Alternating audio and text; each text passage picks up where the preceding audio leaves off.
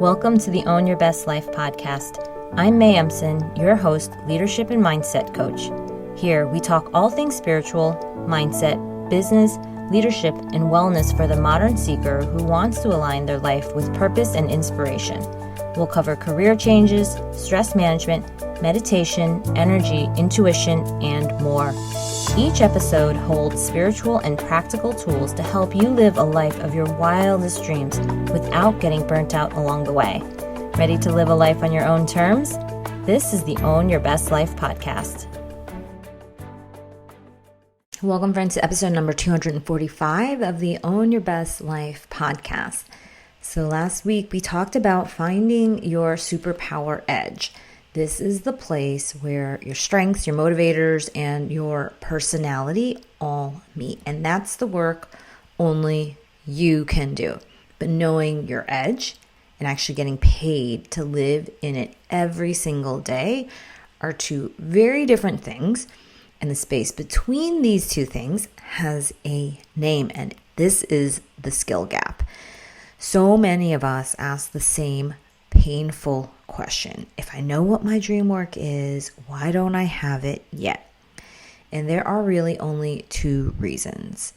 It's either your mindset or it is your process. And today I want to talk about the process, because once you know your zone of genius, once you have your edge, the next question isn't what, it's how. How do you build the skills that turn that gift into a life? And there's a line from the Strengths Finder work that has always stayed with me. You could be the greatest piano player in the world and never know it. If no one ever put you in front of a piano, the talent would just sit there unnamed and unused. And that's the first half of the work, which is identifying the gift. But here's the part that people start to skip. Once it is identified, you still have to sit down and practice. You have to build the skill. And this is where you get to learn, grow, get a little obsessed with the craft of it. And something really shifts when you start to see your work as a craft. The challenges stop feeling like proof that you're not good enough. And they start feeling like interesting problems that stretch you. And you stop asking questions like, why is this so hard? And start asking, what would it take to get good at this?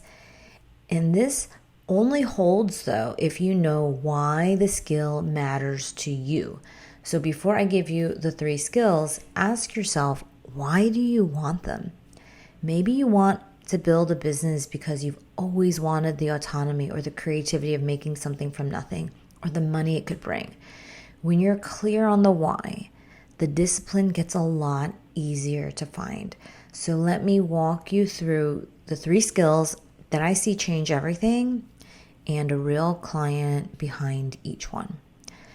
The first skill is taking action imperfectly before you feel ready. And one of my clients had always wanted to work for herself and build an accessories business. And her plan was to do it the quote unquote safe way, which is quit my job, get everything perfect, and only then launch, right? When you study business or you study the world of marketing and all of that, you start to have really strong ideas and opinions about exactly the way it can work and should work. But the plan that she was building was actually keeping her stuck, because everything perfect is this finish line that you never get to. It never arrives. You're going to keep working and working and refining and getting more data and changing the plan, and it never goes out into the world. So we worked on the skill of imperfect aligned action, and on designing an MVP, which is a minimal viable product. And here's what changed. She didn't have to quit anything while she was still working her 9 to 5, still figuring out if and how she would exit. She started testing. She learned what her customers actually wanted. She shaped the business model around real feedback instead of guesses. And she was building the business in the margins of the life she already had, which is exactly what took the fear out of it. So that's the skill. It's not the reckless leap. It's not the endless waiting. It is aligned action taken now in the life that you are already living. And the second skill now is managing your energy. So I had a client who was brilliant and completely burning out. She was overthinking everything.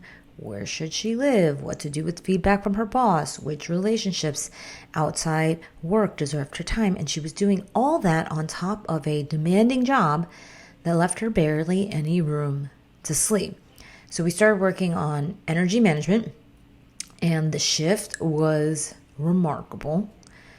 When she got tuned into her energy, instead of white knuckling every decision, she stopped procrastinating. She started trusting herself, finding the answers faster, offering herself some compassion for past decisions that she didn't love, and it gave her time back.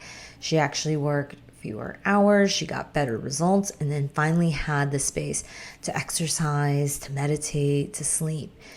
And this is the one that many people underestimate.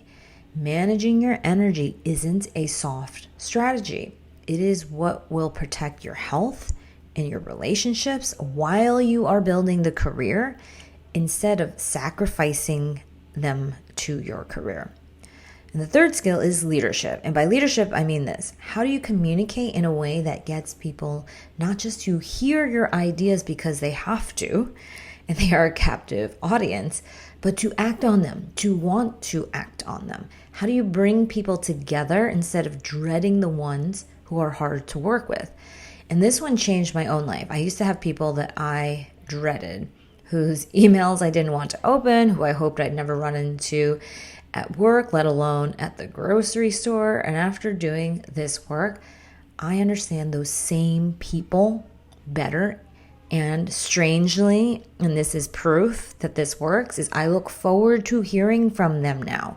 And that is not a personality transplant, that is a skill. And if you've ever left a meeting thinking someone else said the same thing that you had wanted to say but never did say, this is for you, because developing the skill of leading and communicating is what makes your value visible. And there are tiers to this skill. So it's how the work that you've been doing on your own day after day finally gets recognized. And that recognition is a huge part of what turns an ordinary job into a dream one. So these skills are yours for life: aligned action, energy management, leadership. These are the 3 skills that take a good idea about what you could be doing and then turn it into a real daily life that actually feels like yours, that looks like yours. Waking up to work that matters to you, with people who value you, and still having room for all the parts of your life that have nothing to do with work. And at every stage of your career, you'll lean on one of these skills more than the others. But once you've named your zone of genius and you found your superpower edge, this becomes the practice, applying your gifts to the world through aligned action, through energy and leadership. And that's the how. And that's exactly what I'm teaching in full at my free live training. It's called 3 Steps to a Dream Job Without Sacrificing Your Health or Relationships. It's for you, even if you're working 60 hours a week and can't imagine how this would be possible. It's for you, even if you don't yet know what your dream job is. Take the imperfect aligned action right now and sign up at the link in the show notes. I know this works because I've been on both sides of the spectrum, working crazy hours and also not yet knowing what that thing was, and figuring this out is what I'm going to share with you. So if you want to go deeper than the training, this is the heart of the Spiritual Achiever Coaching Program, which is my year-long program for professionals who want real clarity to build real capacity to get coached at the highest level. And you can learn more or start the convo with me at mayamson.com/contact. Have a beautiful week, my friends. I love you, and I'll talk to you soon. Thanks so much for joining us this week on Own Your Best Life. Make sure to subscribe to the show on iTunes or wherever you listen to podcasts so that you'll never miss a show. And while you're at it, can you please rate and review on iTunes? I would so appreciate it. Share it with a friend, take a screenshot of it, and tag @MayEmson. This helps continue to get the word out.